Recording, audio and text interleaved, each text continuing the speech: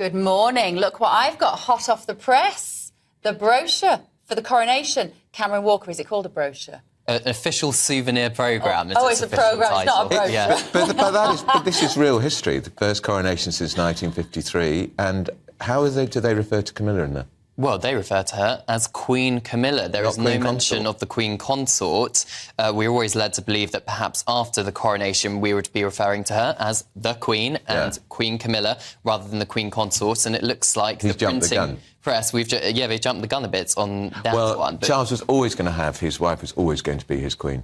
Yeah, absolutely. Always. Absolutely, Even though when it was announced in 2005 they were getting engaged and the palace announced it is intended she will be known as Princess Consort. I wrote in the Times, where I was at the time, not true. She'll be the Queen.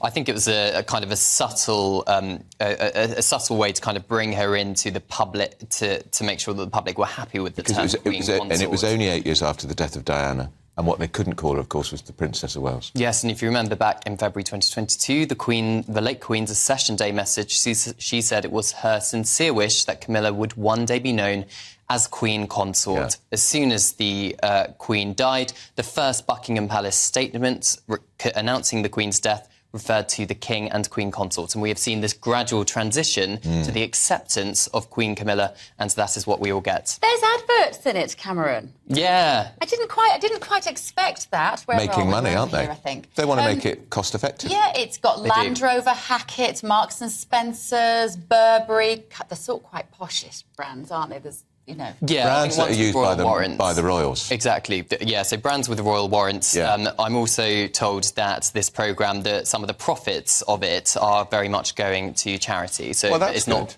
being pocketed by the royal family in any way. One of the significant things, as the papers have talked about over the last few days, is the inclusion of this photograph.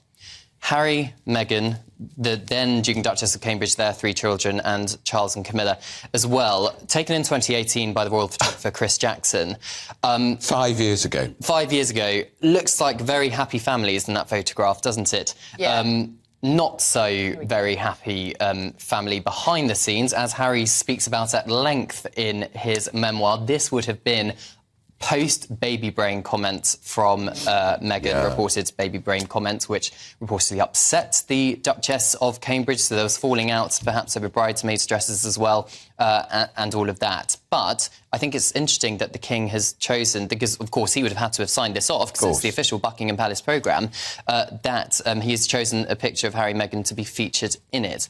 The papers have put the peace offering, olive branch has been talked about as well. I think this perhaps might be the beginning of the end of the feud, or at least that's what Buckingham Palace will be hoping. I doubt that. Really? They've got all these Netflix contracts, and there's talk of another book, talk that she might do another book. I can't see it coming. I think it's wishful thinking.